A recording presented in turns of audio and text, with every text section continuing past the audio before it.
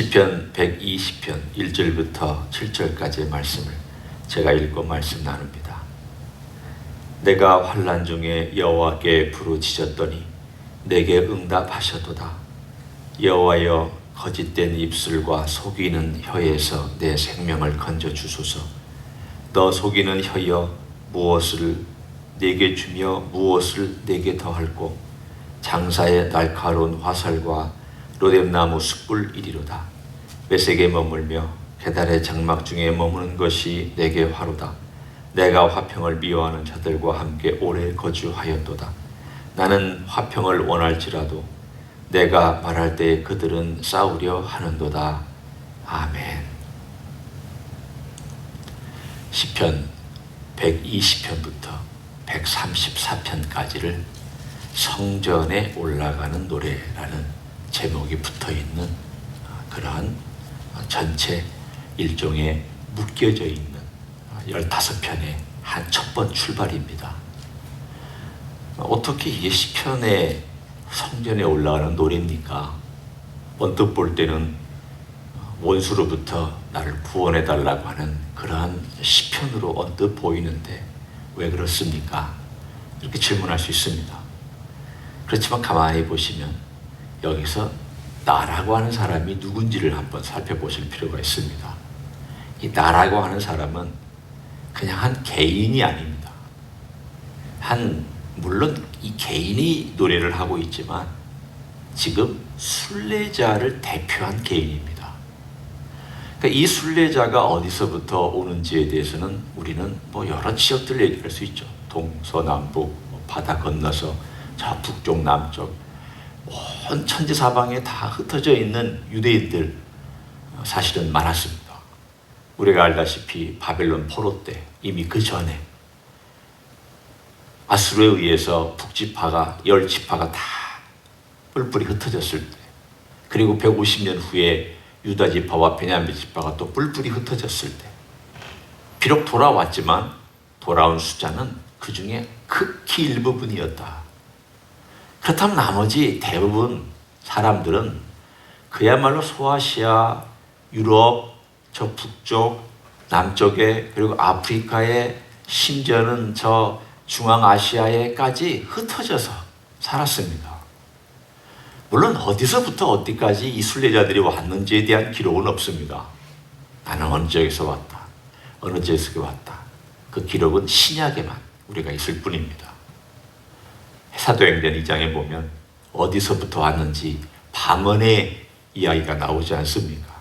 어느 방언으로도 얘기하고 어느 방언으로 얘기하고 어느 방언으로도 얘기하니까 그 지역에서 온 사람들이 그 방언의 말을 자기 말로 하니까 다 알아듣고 이게 무슨 일이냐라고 한 그 이야기가 순례자들이 왔던 바로 그 시기에 일어났던 일입니다. 그러니까 지금도 사실은 사도행전 2장보다는 훨씬 몇백 년 전의 이야기지만 순례자들을 대표해서 쓴 시편이기 때문에 여기서 나라고 하는 사람은 순례자 전체 또는 하나님의 백성으로서 하나님의 백성으로 그 땅에 살고 있는 사람과 또 멀리서 온 순례자들 전체를 포함하는 나, 이렇게 여러분이 집단적인 나로 생각하시면 됩니다. 그렇게 생각하시고 이 시편을 읽으면 이제 이게 성전에 올라가는 노래구나. 순례자들이 하나님을 예배하기 위해서 절기 때 올라가는 그런 노래구나. 그러면 어떤 의미가 있는지를 한번 살펴봅니다. 1절과 2절에 보면 내가 환난 중에 여호와께 부르짖었더니 내게 응답하셨도다. 과거입니다. 이것은 하나님께서 과거에 내게 응답하셨다라는 것을 고백하는 하나님 도와주셨습니다. 우리가 흔히 이렇게 얘기하죠. 기도할 때도 하나님께서 그때 제가 간구하며 기도할 때 제 기도를 들어주셨나이다. 하나님께서 그때 제 어려운 사정 속에서 저를 돌봐주셨나이다. 주님, 그런데 또 지금 제게 어려움이 있나이다. 우리도 기도할 때 과거에 하나님과의 관계 속에서 하나님께서 은혜를 주셨던 것을 다시 자기고 상기하고 하나님도 상기시켜드려서 하나님이 기억을 못하시기 때문이 아니라 하나님과의 교제하는 가운데 일어나는 추억의 회고입니다. 그걸 토대로 기도합니다. 사랑은 과거의 것들을 토대로 쌓아져 가는 거지 전혀 없는 데서 쌓아져 가지 않습니다. 아니, 처음 만난 사람하고 우정을 쌓고 그게 금방 이루어지지 않습니다. 오랫동안 쌓아져 왔던 아픈 기억도 있고 즐거운 기억도 있고 같이 여행 간 기억도 있고 같이 누리는 여러 가지 삶의 많은 경험들을 토대로 그 우정과 사랑이 쌓입니다. 그게 진짜 우정이고 그게 진짜 사랑입니다. 하나님과의 관계도 마찬가지입니다. 어느 날 갑자기 뚝 하늘에서 떨어지는 게 아닙니다. 오랫동안 쌓여져 왔다. 그때 하나님이 내가 정말 힘들었을 때, 내 목숨이 경각에 달았을 때 하나님께서 나를 그렇게 구해주셨습니다. 주님 고맙습니다. 근데 지금 또 제가 어렵습니다. 2절이 바로 그 얘기입니다. 1절은 과거고 2절은 현재입니다. 여호와여, 거짓된 입술과 속이는 혀에서 내 생명을 건져주소서. 아니, 여기 그러면 거짓된 입술과 속이는 혀는 뭘 의미하길래 여기서부터 나를 건져달라고 이 시편 기자가, 순례자가, 아니 순례자들이 이런 기도를 드리고 있는 것일까? 이들이 살고 있는 세상이 어떤 세상인지를 생각하시면 됩니다. 이들이 뿔뿔이 흩어져 살고 있는 지역은 유대인이나 이스라엘 사람들이 주가 아닙니다. 왕이나 통치자들이 이스라엘 사람들이 아닙니다. 그들은 쉽게 얘기하면 이방인입니다. 영적으로 이방인이라는 뜻이 아니라 국적으로 이방인입니다. 그러니 그 이방인 사이에서 그들이 살고 있을 때에 한번 그 입장을 생각해 보십시오. 옛날에 여기에서 92년도쯤인가에 LA 폭동이 일어나지 않았습니까? 그때 폭동이 일어났을 때에 제일 힘들었던 것 중에 하나가 피해받았던 사람들, 그 흑인들이 폭동을 일으켜서 여기를 휩쓸고 지나갔을 때 저는 그때 이미 한국에 들어가서 제 친구들을 통해서 그 얘기를 들었습니다. 아마 그때 그런 생각을 했을 것입니다. 아, 이 땅이 내 땅인 줄 알았더니 역시 여기는 내 땅 같으면서도 내 땅이 아닌 곳이구나. 쉽지 않은 곳이구나. 생각해 보십시오. 나를 핍박하고 나를 어떻게 하든지 뺏어가겠다고 생각하는 사람들로 둘러싸여 있는 그런 상황 속에 살고 있는 이 사람을 한번 생각해 보십시오. 이 사람이 어디서부터 왔는지를 한번 생각해 보십시오. 5절과 그 뒤에 보면 이 사람들의 성향이 나옵니다. 5절, 메섹에 머물며 게달의 장막 중에 머무는 것이 내게 화로다. 메섹은 어디고 게달은 어디겠습니까? 메섹은 지금 러시아의 남쪽 지방입니다. 우리가 에스겔서 38장, 39장에 보면 메섹과 두발이라는 표현이 나오는데 이 메섹은 저 북쪽 러시아, 그러니까 터키의 북쪽, 러시아의 남쪽 그 지역을 의미하고 게달은 저 남쪽 아라비아를 의미하고 있습니다. 그러니까 가만히 보면 저 북쪽 러시아 쪽 거기서부터 저 남쪽 아라비아 반도 끝에서 이 사람들이 순례자들이 올라왔다는 것을 알 수 있습니다. 물론 모든 한 사람이 다 모든 걸 경험한 건 아닙니다. 저 북쪽에서부터 내려온 사람, 저 남쪽에서부터 올라온 사람, 이 모든 사람들이 다 힘든 가운데 살고 있는데 그 사람들은 대표적으로 호전적인 사람들이었습니다. 우리가 지금도 보고 있는 러시아, 호전적입니다. 우리가 알고 있는 아라비아, 이슬람 사람들, 호전적입니다. 어쩌면 이게 별로 그 시대와 변한 거 없이 지금도 일어나고 있는 일을 우리가 보고 있습니다. 저는 이 글을, 시편을 보면서 또다시 느낀 것은 민족적인 성향은 그때나 지금이나 많이 안 바뀌는구나. 그리고 이 시편 기자는 이게 예언으로 생각은 하지 아니하고 하나님께 찬양을 드리고 도와달라는 건 그 어려운 순례의 길에 하나님의 도움을 구하는 기도를 드리고 있지만 이 가운데에는 언뜻 예언과도 같은 그런 표현들이 있구나. 메섹, 저 아래에 있는 게달, 여기서 살고 있는 우리들, 그 민족들에게 둘러싸여 있는 우리 유다민족 이스라엘과 유다민족, 하나님, 이런 상황 가운데서 우리가 이 순례길을 뚫고 어려움을 뚫고 주님 섬기고 주님을 사랑하기 위해서 예루살렘까지 예배하러 올라왔나이다. 주님, 우리는 정말 힘들게 살고 있나이다. 우리를 좀 도와주셔야 됩니다. 그들의 삶은 결코 편안한 삶이 아니었습니다. 이 미국과 같은 삶이 아니었습니다. 일할 수 있을 때 마음껏 일하고 쉴 수 있을 때 쉴 수 있는 그런 사회가 아니었습니다. 그래도 미국이 지금 힘들다고 얘기하지만 그래도 일거리 찾으면 일거리 있습니다.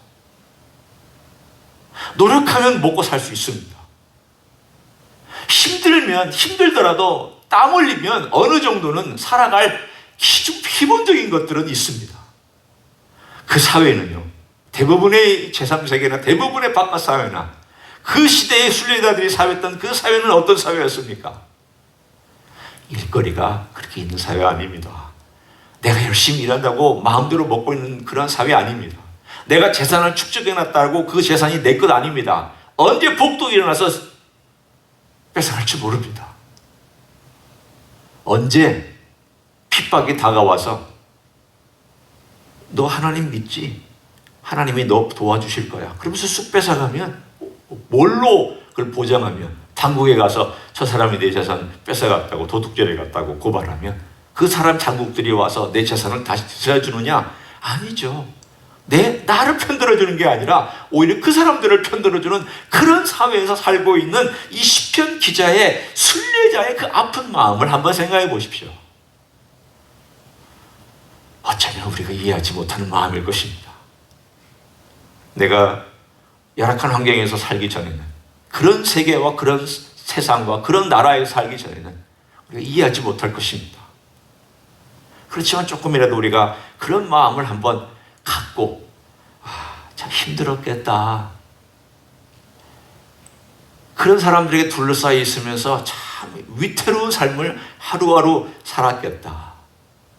아니, 그러면서도 예루살렘까지 와서 예배를 드리겠다고 순례길을 찾아왔단 말인가? 생각해 보십시오. 여러분, 그 시대에 그 멀리서부터 여기까지 그 순례길을 어렵사리 왔을 때 그 마음이 어땠을까? 그리고 예루살렘에 와서 하나님을 예배하는 그 감격이라는 것이 어떠한 것이었을까? 우리가 조금 이해할 수 있는 것은 이런 것이겠죠.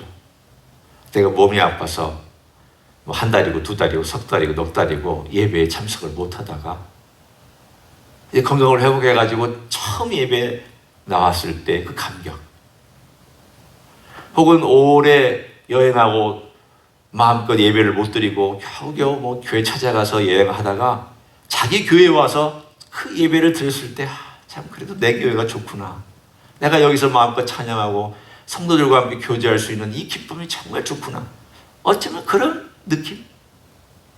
그것보다 사실은 이게 더 간절하고 더 절실하지만 우리가 조금 느낄 수 있다면 어쩌면 그런 느낌이 거기에 해당될 것입니다. 바로 이런 느낌을 가지고 이 시편 기자는 드디어 예루살렘에 올라와서 하나님께 도중에 기도했던 것과 그 성전에 와서 기도하는, 올라가면서 성전 계단을 올라갈 때에 그 한 걸음 한 걸음 이 노래를 부르면서 하나님의 도움과 하나님의 은혜를 고백하기도 하고 기도하기도 하고, 또 앞으로 여기서 이 순례의 길이 끝나고 일주일 혹은 열흘 후에 다시 자기 고향으로 돌아가는 이 모든 과정이 다 기도요, 찬양이요, 하나님께 경배요, 동시에 간절한 하나님께 드리는 호소문임들입니다. 바로 여기에 세 가지를 위해서 기도하고 있습니다. 첫째는 하나님 구원해 주십시오. 절실한 기도입니다. 우리는 구원이 영적인 구원을 생각하지만 이들에게는 날마다가 구원입니다. 이제 순례를 끝마치고 고향으로 돌아가는 그 몇 달간의 기간을 생각해 보십시오. 혹은 일주일간의 기간을 생각해 보십시오. 매일 구원이 필요합니다. 매 순간 구원이 필요합니다. 도적대로부터 구원이 필요하고 어려운 환경으로부터 구원이 필요하고 지나가는 도시마다 구원이 필요하고 걸어가는 순간순간마다 구원이 필요합니다. 이들에게는 구원은 그냥 매일의 삶입니다. 주님, 구원해 주십시오. 단순히 주님 제가 죄에서부터 구원해 주십시오. 이런 정도가 아니라 그냥 삶이 구원입니다. 오늘도 사실은 우리가 그런 마음으로 우리 주님 앞에 기도할 수 있으면 좋겠습니다. 사실은 우리도 그렇습니다. 매일 삶이 구원이 되어야 합니다. 주님, 제가 오늘 살아가야 될 사람들과 환경과 일터와 조건과 또 제가 만나야 될 사람과 여러 가지 어려움과 심지어 영적인 싸움과 이런 등등등의 모든 것을 제가 거쳐가야 될 때 주님 구원해 주십시오.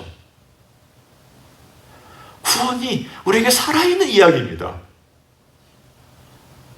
그래야 우리의 삶이 사실은 어떤 의미로 볼 때는 생동감이 있습니다. 구원이 살아있어야 생동감이 있죠. 그냥 똑같은 거 반복하는 그런 삶이 아니고 오늘도 하나님이 날 구원해 주시고 우리 주님께서 날 구원해 주시기를 원하신다라고 하는 이 구원의 기도가 오늘 바로 첫 번째 기도입니다.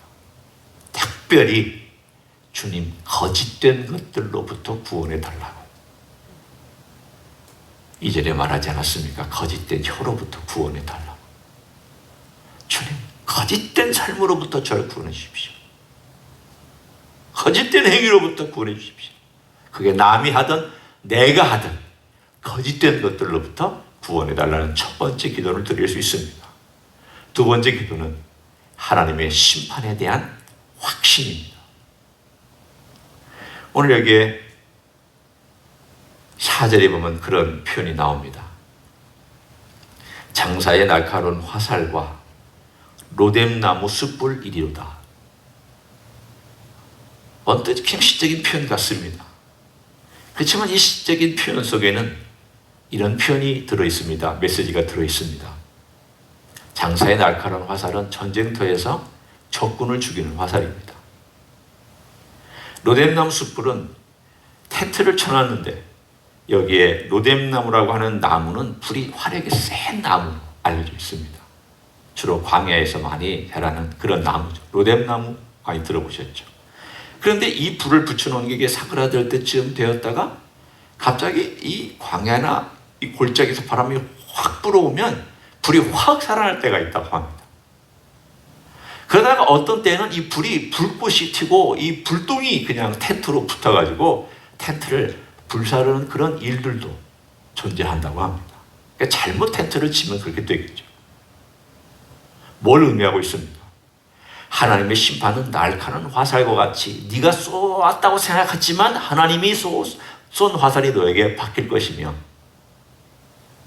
네가 지금 불똥을 튀기고 네가 지금 불을 가지고 다른 사람을 사르는 것 같지만 사실은 네가 그 불똥이 너에게 튀겨서 너를 살을 것이다 라고 하는 시적인 표현입니다. 단순히 얘기하면 하나님께서 정확하게 너를 언젠가 심판하실 것이다. 나는 그걸 믿는다. 이 사람은 하나님 심판해 주십시오 라고까지는 하지 않았습니다. 그러나 하나님의 심판은 신뢰하고 믿고 있습니다. 뉘앙스가 다르죠. 하나님 저 나쁜 놈 뭔가 좀 하나님이 막 어떻게 좀 해주십시오.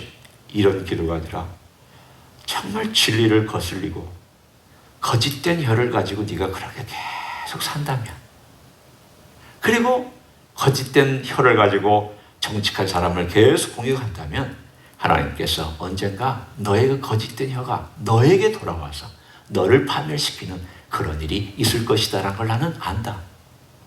왜냐하면 하나님이 살아계시기 때문이다. 이 확신입니다. 이 확신이 있어야 우리가 원수를 갚지 않을 수 있습니다. 이 확신이 없으면 우리가 원수 갚으려고 합니다. 우리가 뭔가를 하려고 합니다.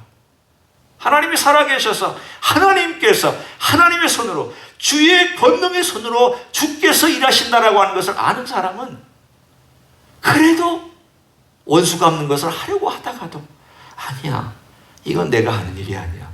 우리 주님이 해주셔야 되고 이건 주님의 일이지. 주님이 또한 하신다고 말씀하셨고 역사는 그걸 분명히 기록하고 있잖아. 그래서 오늘 그것을 확신하는 가운데 기도를 올려드립니다. 하나님, 주께서 심판하실 줄을 아나이다. 주님, 그러나 제가 원수 갚지를 원치 않습니다. 안 합니다. 도와주십시오. 이것이 두 번째 이 시편 기자의 기도입니다. 세 번째는 화평을 위해서 기도합니다. 보십시오. 내가 화평을 미워하는 자들과 함께 오래 거주하였도다. 또 거주하러 가야 되죠. 그런데 이 사람들은 거짓된 삶을 살고 화평을 미워합니다. 거짓된 입술을 가지고 삽니다. 이익을 따라 삽니다. 자기들의 원하는 걸 따라 이리 갔다 저리 갔다 한 그런 사람들 주변에 살아갑니다. 그렇지만 주님, 화평을 주십시오. 제 신앙을 지킬 수 있도록 화평을 주시고 이 사회에 화평을 주시고 주님 도와주십시오. 이 세 가지를 놓고 기도하고 있는 시편이 순례자의 기도입니다. 얼마나 실제적인 기도입니다. 아유, 순례자가 이런 기도를 드렸다는 것이 참 실제적이구나. 우리도 그만큼 실제적일까? 우리도 그만큼 이런 기도를 드릴 수 있을까? 드려야죠. 세 가지 기도. 주님, 매일 구원해 주십시오. 주님, 원수 갚지 않게 해주십시오. 주님, 화평을 주십시오. 오늘 하루도 순례자의 마음으로 우리 주님 앞에 나아가서 그렇게 기도하시고 놀라운 주님의 응답을 받으시는 여러분 되시기를 예수님의 이름으로 간절히 축원합니다. 기도하겠습니다. 하나님, 고맙습니다. 우리도 또한 순례기를 걸어갑니다. 오늘 하루 순례자로서 삽니다. 거짓된 입술 되지 않게 도와주시고 거짓된 사람들로부터 저희를 구원하여 주옵소서. 진리의 길을 따라 살게 해주시며 우리에게 평화를 주시사 평강 가운데 살게 하여 주옵소서. 이 사회를 화평 가운데 지켜주시고 세상이 점점 어려워지고 전쟁의 소용돌이로 빠져가는 것 같은 그러한 위기 속에 있을 때 주님 도와주시옵소서. 매일매일 주의 백성들을 도와주시고 구원하여 주시옵소서. 이제는 우리 구주 예수 그리스도의 은혜와 하나님 아버지의 극진하신 사랑과 성령 하나님 교통하심의 역사가 오늘도 참으로 갈등과 소요와 어려움과 곤고함 가운데 살아가는 신앙인들을 우리 주님께서 돌봐주실 것을 믿고 우리 주님 앞에 기도하며 구원을 위하여 기도하며 도움을 위하여 기도하며 평화를 위하여 기도할 때 주실 걸 믿고 살아가기를 소원합니다. 이 자리에 참여한 모든 종들 위해와 주임지 기스교회 위해와 이민교회들과 한국교회들과 선교사님들 위해 이제로부터 영원히 함께 하실지어다. 아멘.